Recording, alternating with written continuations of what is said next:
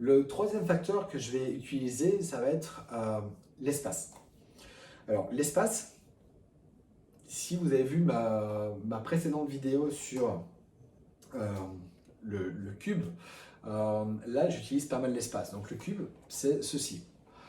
Donc, c'est de se dire que vous êtes au centre de ce cube. Et donc, si vous êtes au centre de ce cube, vous pouvez aller dans plein de directions. Vous avez vraiment plein de directions. Le cube contient 27 directions, enfin 27 positions. Et on peut aller d'une position à l'autre. La 27e position, c'est vous qui êtes au centre de ce cube. Maintenant, pour aller d'une position à l'autre, vous pouvez y aller directement ou vous pouvez y aller par plein d'autres chemins.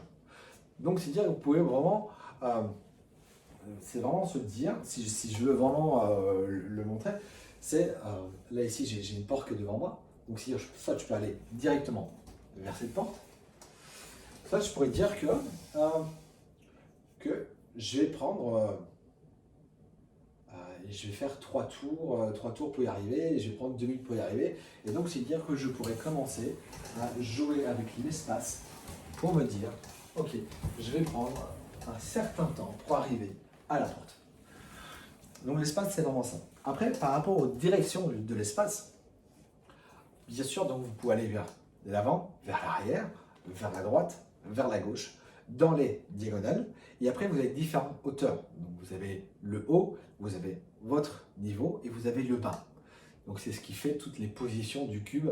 Et donc je vous invite vraiment à regarder cette vidéo si vous ne l'avez pas vue. Cet espace, c'est vraiment, encore une fois, après, c'est juste l'espace.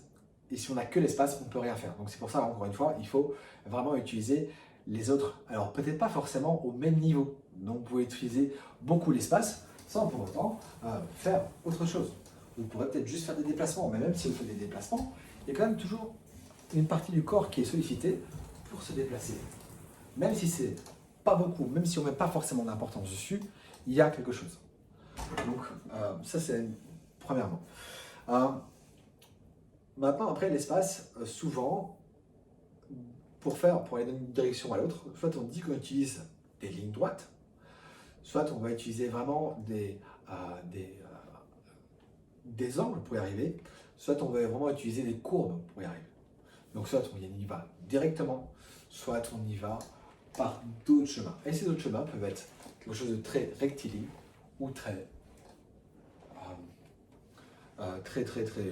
arrondi.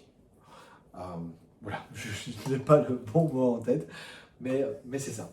Donc voilà pour l'espace. Bye!